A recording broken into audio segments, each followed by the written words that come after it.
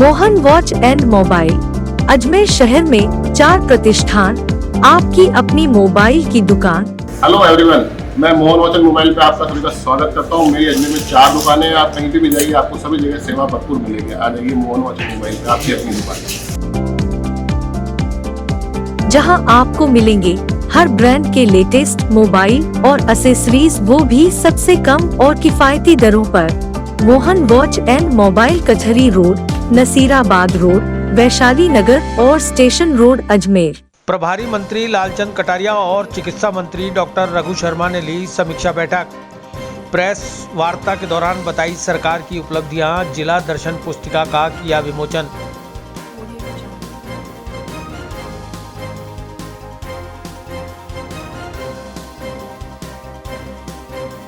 अजमेर में बेकरी के बादशाह रियल बेकर्स, जहां आपको मिलेंगे best quality eggless cakes, pastries और सभी तरह के कन्फेक्शनरी आइटम्स।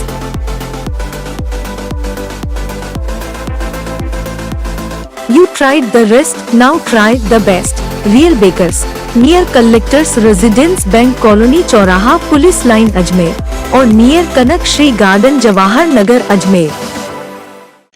अजमेर जिले के प्रभारी एवं कृषि व पशुपालन मंत्री लालचंद कटारिया और चिकित्सा एवं स्वास्थ्य मंत्री डॉक्टर रघु शर्मा मंगलवार को अजमेर पहुंचे, जहां उन्होंने जिले के अधिकारियों के साथ सरकार द्वारा जारी योजनाओं की समीक्षा की। इस दौरान राज्य सरकार के 2 साल के कामकाज और उपलब्धियों का बखान भी किया। जवाहर स्कूल के सामने राजस्थान माध्यमिक शिक्षा बोर्ड के रीट कार्यालय परिसर के सभागार में आयोजित बैठक में सभी विभागों के अधिकारी अपने कार्यालयों से संबंधित सभी दस्तावेजों के साथ मौजूद रहे। बैठक में अलग अलग विभागों से संबंधित कार्यों की समीक्षा की गई। जनप्रतिनिधियों द्वारा पूछे गए सवालों के जवाब दिए गए। बैठक के दौरान प्रभारी और चिकित्सा मंत्री ने समस्त विभागीय अधिकारियों के साथ जिला दर्शन पुस्तिका का विमोचन भी किया। बैठक के बाद आयोजित पत्रकार वार्ता को संबोधित करते हुए प्रभारी मंत्री लालचंद कटारिया ने कहा कि कोरोना अभी खत्म नहीं हुआ है। मुख्यमंत्री अशोक गहलोत और समस्त सरकार पूरी मुस्तैदी से कोरोना को कंट्रोल करने की दिशा में कदम उठा रही है। हाल ही में यूरोप के कई देशों में कोरोना ने यू टर्न ले लिया है, इसलिए जनवरी तक जन अभियान जारी रहेगा। उन्होंने बताया कि सरकार की मंशा है कि कोई भी भूखा ना सोए। इसे लेकर इंदिरा रसोई के माध्यम से हर व्यक्ति तक खाना पहुंचाने का काम किया जा रहा है। उन्होंने सरकार की अनेक उपलब्धियों का बखान किया। राजस्थान की जनता के आशीर्वाद से जो जन कल्याणकारी सरकार बनी अशोक गहलोत जी के नेतृत्व में, इस 2 साल के कार्यकाल में आपके जिले की जो उपलब्धियां रही वो तो इसमें प्रेस नोट में है, पर जिस प्रकार से रघु शर्मा जी ने बताया कि देश, दुनिया और प्रदेश के सामने जो कोरोना का चैलेंज आया और जो महामारी चल रही है, जो अभी तक ख़त्म नहीं हुई, आगे किस रूप में रहेगी, उसके अंदर राजस्थान सरकार ने और ख़ासतौर से मुख्यमंत्री जी ने खुद ने मॉनिटरिंग करते हुए हमारे स्वास्थ्य मंत्री जी के साथ में, अधिकारियों के साथ में, जनप्रतिनिधियों जिस तरह का संवाद करके लगातार 150 वीसी के माध्यम से प्रदेश की जनता को राहत देने का काम किया। अन्य विभागों की लगातार वीसी करते रहे और मैं ये कह सकता हूँ कि भारी आर्थिक तंगी के बावजूद भी प्रदेश को संभालने का काम राजस्थान की सरकार ने किया है। आने वाले समय में जो चैलेंज हमारे सामने है और जो कमियां रही है, जैसे ही कोरोना काल खत्म होगा, सभी विभागों की समीक्षा बैठक लगातार चल रही है। पूरे प्रदेश के अंदर सरकार की पूरी नज़र है।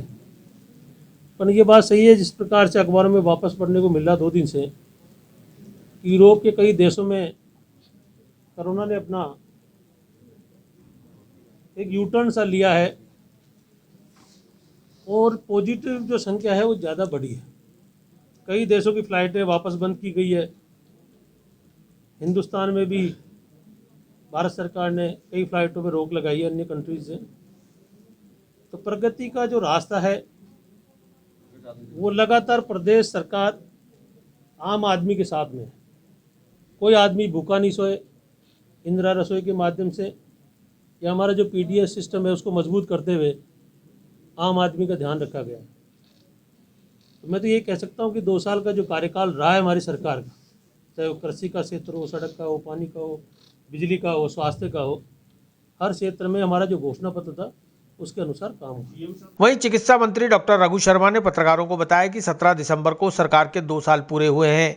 हमने चुनावी घोषणा पत्र में 500 वादे किए थे, उनमें से 252 वादे 2 साल में हमने पूरे किए हैं। मार्च माह से कोविड-19 लॉकडाउन लगाया गया। उन्होंने बताया कि कोविड टेस्टिंग फैसिलिटी राजस्थान में डेवलप की गई। मौजूदा वक्त में 60,000 टेस्ट प्रतिदिन किए जा रहे हैं। RT-PCR टेस्ट सिर्फ राजस्थान और तमिलनाडु में ही हो रहे हैं। राज्य में स्वास्थ्य संसाधनों की तारीफ प्रधानमंत्री भी कर चुके हैं। जवाहरलाल नेहरू चिकित्सालय में नई बिल्डिंग, नए अस्पताल, हॉस्टल आदि का काम प्रगति पर है। सरकार की मंशा है कि हर व्यक्ति तक स्वास्थ्य सुविधाएं पहुंचे, इसे लेकर प्रभावी कदम उठाए जा रहे हैं। इसके अलावा उन्होंने और भी कई मुद्दों पर सरकार का पक्ष रखा। 17 दिसंबर को विधानसभा चुनाव के बाद हमारी सरकार का गठन हुआ। अभी 17 दिसंबर को 2 साल पूरे हुए। चुनाव से पहले कांग्रेस पार्टी ने प्रदेश की जनता के सामने चुनावी घोषणा पत्र के माध्यम से लगभग 500 वायदे किए थे। आप सब जानते हैं कि सदी की भीषणतम महामारी दुनिया झेल रही है, देश झेल रहा है, हम भी, राजस्थान भी उससे अछूता नहीं है। लगभग 1 वर्ष कोरोना महामारी से मुकाबला करने में निकला। इसमें फिर भी 252 वायदे हमारी सरकार ने पूरे किए। ये 2 साल में चुनावी घोषणा पत्र के आधे से ज़्यादा बिंदुओं पर राजस्थान की जनता को हमने परिणाम दिए। जहाँ तक कोविड का सवाल है, मार्च के अंदर पूरे राजस्थान में पहला जब पॉजिटिव केस आया, हमारे यहाँ टेस्टिंग फैसिलिटी नहीं थी। हमको स्वाब लेके पेशेंट का पूना की वायरोलॉजी लैब में भेजना पड़ा। तभी मुख्यमंत्री जी ने संकल्प लिया था कि राजस्थान में हम टेस्टिंग फैसिलिटी डेवलप करेंगे। और आज हम दिसंबर में चल रहे हैं। राजस्थान में 60,000 टेस्ट करने की कैपेसिटी हम लोग डेवलप कर चुके हैं। अगले 2 महीने में 1 लाख टेस्ट हम कर पाएंगे। सबसे बड़ी बात यह है कि पूरे देश के अंदर कई एंटीजन टेस्ट हो रहे हैं, कई रैपिड टेस्टिंग किट को इस्तेमाल किया जा रहा, जिनकी विश्वसनीयता पे सवालिया निशान है। पूरी दुनिया में सबसे बड़ा विश्वसनीय टेस्ट कोरोना का अगर कोई है तो वो RT-PCR टेस्ट है। और हिंदुस्तान में 2 राज्य, तमिलनाडु और राजस्थान, ये 2 ही राज्य हैं जो 100% RT-PCR टेस्ट ही कर रहे हैं। हमने जो भी हेल्थ इंफ्रास्ट्रक्चर डेवलप किया पूरे स्टेट के अंदर, जो लेबोरेटरीज हमने टेस्टिंग डेवलप की है, वो RT-PCR पद्धति की जांच के लिए ही डेवलप की है। आज राजस्थान में जिस ढंग से, चाहे लॉकडाउन का पीरियड हो, चाहे अनलॉक का पीरियड हो, जिस ढंग से हेल्थ इंफ्रास्ट्रक्चर डेवलप किए गए हैं, हमने इस आपदा को अवसर में बदला है। प्रधानमंत्री जी ने भी तारीफ की है राजस्थान के कोविड मैनेजमेंट की। हमारा भीलवाड़ा मॉडल, हमारा रामगंज मॉडल पूरी दुनिया में चर्चा का विषय रहा। बात है अजमेर में JLN मेडिकल कॉलेज की नई बिल्डिंग, वहाँ खेल मैदान, वहाँ पे नए बच्चे और बच्चियों का हॉस्टल, उसके लिए हमने ज़मीन अलॉट कराई। अभी ज़मीन अलॉट हो गई।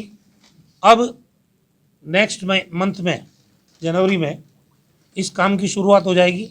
हमारे पास पर्याप्त पैसा है। कितने सालों से ये पुरानी बिल्डिंग थी या नए भवन की ज़रूरत थी।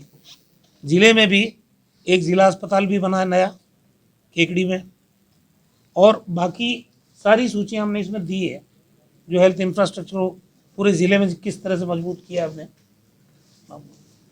सर मेडिसिटी की योजना थी 2,500 करोड़ की, तो वह भी स्थगित है या अपनी योजना में शामिल है? कोरोना आने से प्रायोरिटीज़ तो सारी बदली है। अभी पूरा फोकस लोगों की जान बचाने पर है, लेकिन ये स्कीम ख़त्म नहीं हुई है, ये भी होगी, लेकिन अभी प्रायोरिटी सेक्टर चेंज है। एमबी मोबाइल सिटी आपके लिए लाया है भरोसेमंद मोबाइल रिपेयर सर्विस और शानदार मोबाइल एसेसरीज की नई रेंज। तो नए मोबाइल फोन खरीदने से पहले आइए एमबी मोबाइल सिटी पर, जहां हम आपके पुराने फोन को तैयार करके बना सकते हैं बिल्कुल नया। आपके शहर में मोबाइल रिपेयर सर्विसेज और मोबाइल एसेसरीज का एकमात्र विश्वसनीय संस्थान MB mobile city, Gandhi Bhavan के सामने, स्टेशन रोड, अजमेर। जिस वक्त प्रभारी मंत्री और चिकित्सा मंत्री रीट कार्यालय से जाने लगे, तभी पहले से मौजूद कांग्रेस संगठन के कार्यकर्ताओं ने अपने नेताओं से मिलने की कोशिश की, लेकिन उन्हें मिलने नहीं दिया गया। भारी धक्का मुक्की के बीच धकेले गए कार्यकर्ताओं ने अपना गुस्सा मीडिया के सामने व्यक्त किया। पूर्व यूथ कांग्रेस अध्यक्ष गुलाम मुस्तफा और कांग्रेसी कार्यकर्ता शमशुद्दीन ने संगठन बिखराव का ठीकरा नेताओं पर फोड़ा। ले गए थे कि जो है संगठन के लोगों से भी फीडबैक लें, क्योंकि फीडबैक प्रशासन का तो हम देंगे, अच्छा सरकारी प्रशासनिक अधिकारी थोड़ी देंगे। और अजमेर कांग्रेस संगठन के बारे में भी चर्चा करने के लिए उन्होंने जयपुर में बुलाया हमें रघु जी ने कि वहाँ आके बात करो, फिर कोई डिसीजन लिया जाएगा। तो अभी क्यों नहीं बात करी गई आपसे? नहीं, रास्ते चलते चलते नहीं है, एक जो है नियम कायदा कानून होता है, रास्ते पे नहीं होती। अपनी बात रास्ते पे कह दिए, पर उसका फैसला जो है बैठ के होगा। यहाँ सर हुक्म, अरे क्या वजह रही कि आपको लोगों को मिलने नहीं दिया? अजी मिलना ऐसा है, हमेशा के ये हमेशा आते हैं, प्रशासन की मीटिंग लेते हैं, संगठन की मीटिंग लेते हैं, तो हमारे को इनको ध्यान आकर्षण कराना था कि संगठन में कोई चीज है नहीं। संगठन में पूछो तो हाल देख रहे हो सब जगह।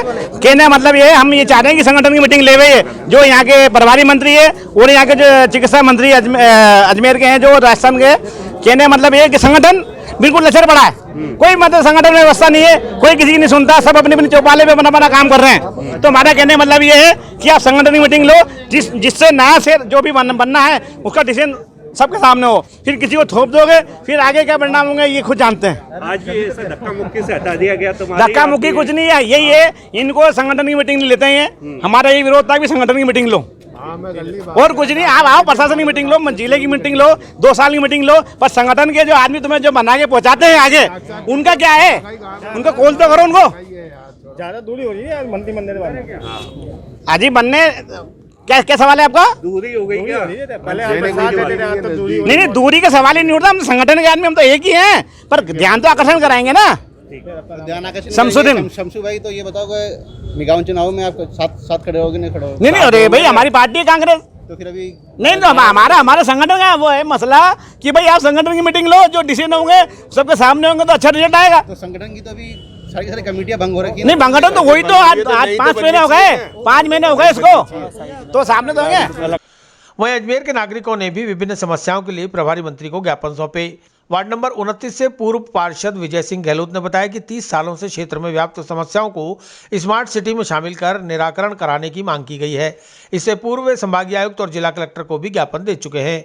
आज प्रभारी मंत्री को ज्ञापन सौंपा है। बैठक में जिले के प्रभारी सचिव भवानी सिंह देथा, जिला कलेक्टर प्रकाश राज पुरोहित, पुलिस अधीक्षक कुंवर राष्ट्रदीप, पूर्व विधायक डॉक्टर श्री गोपाल बायती, किशनगढ़ विधायक सुरेश तांक, अजमेर डेयरी अध्यक्ष रामचंद्र चौधरी, शक्ति प्रताप सिंह, शैलेश गुप्ता, विजय नागुरा, शिव कुमार बंसल आदि अनेक नेताओं और जनप्रतिनिधि मौजूद रहे। बैठक के तुरंत बाद दोनों मंत्री नागौर के लिए रवाना हो गए, जहां जिला स्तरीय अधिकारियों की बैठक में भाग लेने का कार्यक्रम है। ज्ञापन दिया, क्या समस्या है? सर आज मैं वार्ड 29 से विजय सिंह गहलोत, पूर्व पार्षद, आज मंत्री साहब अजमेर आए थे और प्रभारी साहब मंत्री साहब, तो हमारे कुछ लोग भी साथ आए थे और हमने कुछ समस्याएं हैं हमारे क्षेत्रों की, वार्ड के लोगों की, तो हमने यहाँ आयुक्त साहब कलेक्टर साहब को भी दे रखा है और मंत्री साहब को भी अवगत कराया उन समस्याओं से। और वो समस्याएं करीब 30 सालों से हैं। कुछ जैसे स्मार्ट सिटी को लेके जो फंड है आज और अजमेर के विकास में लग रहा है, तो निवेदन किया कि सर कुछ बड़ी समस्या है तो उनको स्मार्ट सिटी में लिया जाए और जनहित में उन कामों को भी किया जाए। और जो कुछ और भी काम थे, जैसे ब्रिज का है, आज हमारे 4 ब्रिज है दक्षिण विधानसभा में जो रेलवे के हैं, शताब्दी स्कूल का ब्रिज, सुभाष नगर नारीशाला रोड का रेलवे का ब्रिज और जॉन्सगंज की 2 फाटक का ब्रिज। तो उस संदर्भ में भी हमने पूर्व में भी दिए हैं और आज भी हमने साहब को ये ज्ञापन दिया है और उन्होंने विश्वास दिलाया कि इन समस्याओं को दूर किया जाएगा।